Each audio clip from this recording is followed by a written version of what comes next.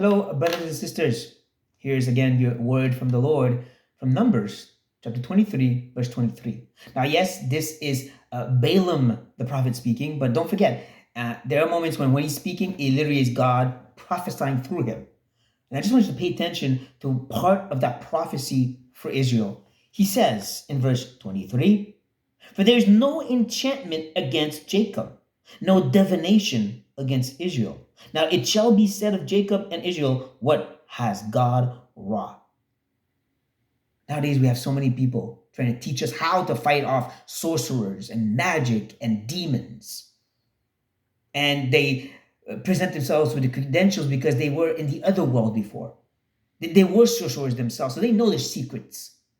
Here's God saying, in a clear, precise way, God speaking, saying, nothing can touch his people because God decides it, period.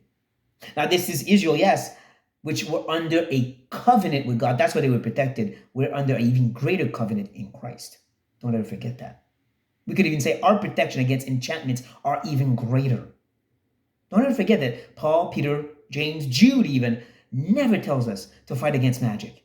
Never tells us to stand up against evil. But what do you do about fighting against principalities, like it says in Ephesians? Well, you put on Christ. That's basically what it says. You put on Christ. The truth, the righteousness, salvation, the gospel at your feet, and that faith that stands in Christ. That's how you fight against the devil.